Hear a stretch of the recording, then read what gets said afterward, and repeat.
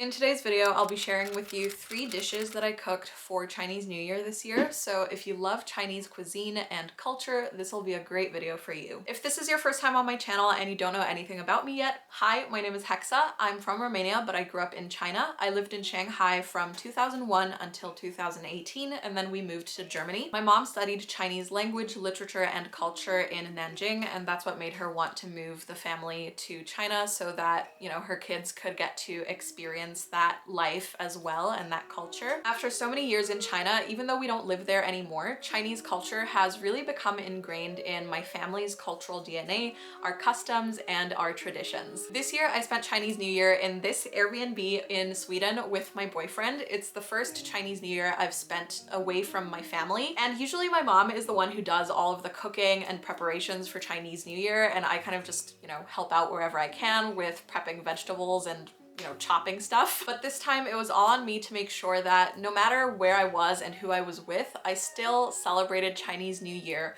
the right way. So let's get into the video, and I hope you enjoy these recipes. The first dish I wanted to make was a pork rib soup. This is a simple, salty, brothy soup, very similar to a chicken soup in Western culture. It's eaten in winter or when you have a cold, just to get some salt and nutrients into your diet and get you feeling better. The first task was to cut the ribs apart from each other, and I'd never cooked pork ribs before, so let's just say there were some unforeseen challenges. Blood squeezed out. No!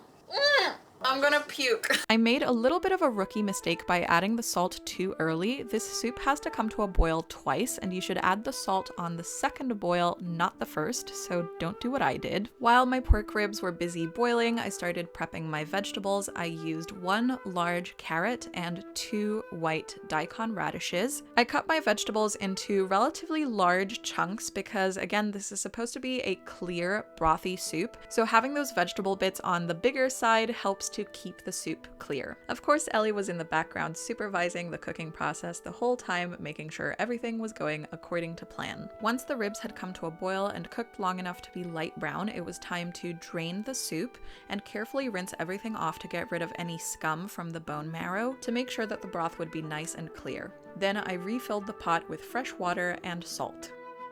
Now for the corn, which is arguably the most delicious part of this soup. You can use raw corn. In fact, I prefer it, but I wasn't able to find any raw corn at the supermarket at this time of year. If you do use raw corn, you can probably add it in at the same time as your daikon radishes and carrots. But since mine was pre-boiled, I added it towards the end, and it was a lot harder to cut than raw corn would be. Each ear of corn was cut into 5 or 6 slices, 1.5 to 2 inches wide. And in the end, my boyfriend did most of the corn cutting because I just did not have the necessary force to do it myself.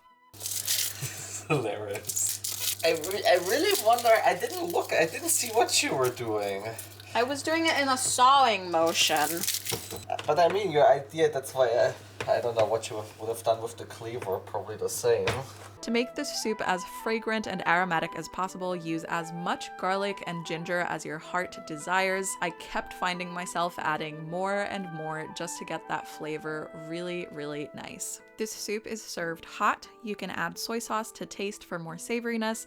My boyfriend also liked it with Chinese black vinegar, but that is not really traditional.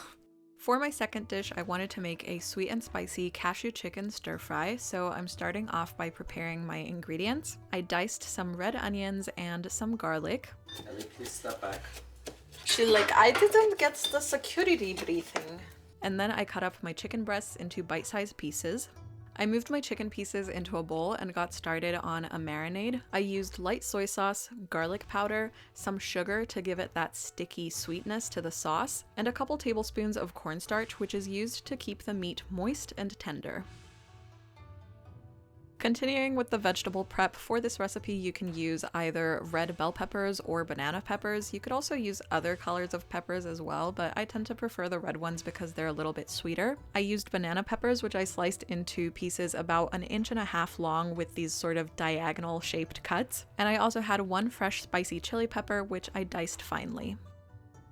Ideally, you would cook something like this in a wok, but because we were in an Airbnb, we didn't have one, so I just used a regular frying pan, which I oiled with just any regular neutral oil, canola oil, sunflower oil, anything like that will do. I started off by adding in my chicken and cooking it until it was lightly browned on all sides. Then I added my peppers as well as about 2 solid fistfuls of cashews. You can also use peanuts for this recipe. Actually, I wanted to make it with peanuts initially, but my boyfriend had this big bag of cashews that we didn't know what to do with, so I decided to make cashew chicken instead. While that was cooking and I was waiting for my peppers to soften, I added some more seasonings, including white pepper, toasted sesame oil, and a few slices of ginger, which gives it such a nice, spicy, sweet flavor. In this particular recipe, I used these big chunks of ginger because I didn't want them to fully incorporate into the stir fry. It's kind of similar to the way that bay leaves are used in Western cooking. They're there for the flavor, but you don't actually eat them. Though, of course, with ginger, you can.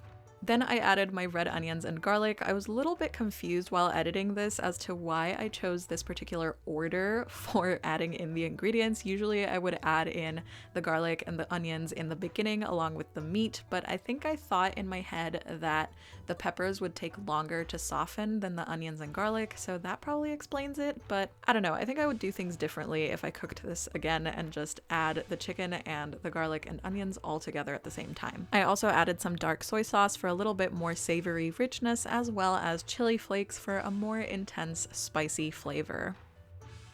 The last ingredient to go into this stir fry were the scallions, which I cut into 1 to 1.5 inch long pieces. I made another rookie mistake here because really the white parts of the scallions should have gone in earlier together with the onions and garlic, and then the green parts should have gone in towards the end after turning off the heat to maintain their crunch. So I probably risked undercooking the white parts of the scallions, but in the end it all worked out. This dish was served with plain white rice to balance out that spice, and it was so tasty. For the final dish, I made fish. In Chinese, there's a saying, 年年有余, which means to have surplus year after year. The Chinese character for surplus, 鱼, is pronounced the same way as the Chinese character for fish. So in China, eating fish on important occasions like Chinese New Year is symbolic, as it's thought to bring abundance, prosperity, and a little bit of surplus. So even though I had never cooked fish before, I really felt it was essential. For this recipe, I peeled my ginger and cut it into very thin pieces because unlike with the cashew chicken, in this meal I wanted the ginger to be fully incorporated into the food. I also finely diced some garlic as well as a large red onion and prepped my scallions, which again I cut into 1 to 2 inch long pieces. I followed a recipe from a YouTube video for this dish, so I'll leave that linked down below. In the video they used mackerel, but I used cod. First, I had to cut the fish fillets into bite-sized pieces, and this was a bit of a challenge since I'd never cooked fish before. I'm sure there's a right and wrong way to cut fish to preserve its texture and structural integrity, which I don't think I followed. Some of the pieces ended up a little bit crumbly, but most were okay. I seasoned my fish with white pepper and salt, and then added a splash of water and a couple tablespoons of cornstarch to prepare it for frying. Frying the fish was another challenge as I had to make do with the minimum amount of oil needed to deep fry, and it was tough to control the temperature. If it got too hot, it started spitting everywhere, and if it cooled down too much, the fish wouldn't be crispy. I kind of muddled through and things worked out okay, but I definitely need a bit more practice before I get good at deep frying. For the sauce, I oiled my pan with a little bit of the leftover oil from the deep frying, and then I added in the ginger, garlic, onion, and the white parts from the scallions to the pan and started frying them. As my aromatics were cooking, I started building up the flavorful sauce. I used some toasted sesame oil, a bit of water, light soy sauce, dark soy sauce, and a heaped tablespoon of sugar for some sticky sweetness. Once the veggies had softened enough, I made a cornstarch slurry and poured some in. This will help to thicken the sauce and make it stick to the fish better. Only use as much as you need to reach your desired sauce texture.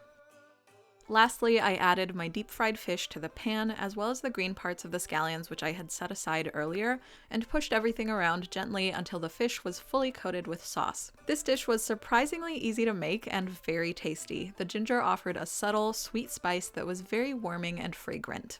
We also bought frozen spring rolls and pot stickers from the supermarket and served those alongside our Chinese New Year meal as well. Even though the Year of the Dragon was celebrated a little bit differently than all the New Years before it, I was still really happy with how everything turned out. My boyfriend 3D printed a Year of the Dragon decoration that we could put up. We still exchanged hongbaos. I made sure to call my family and talk to them and kind of like celebrate together over the phone for Chinese New Year a little bit as well. I wore this dress, which is made out of traditional Chinese indigo printed fabric. I have my Shanghai necklace on, my Chinese bracelet, some jewelry with red tones because that's very important for the new year. And most importantly, the food turned out good, much to my relief. Even though I do prefer spending Chinese New Year with my whole family, it's still good to know that I can handle myself in the kitchen and take on the cooking responsibilities if needed. I hope you all enjoyed this video. If you do happen to try any of these recipes, make sure you send me a photo or a message on Instagram letting me know how it went. Thanks so much for watching, and I'll see you all in the next video. 新年快乐 and 再见!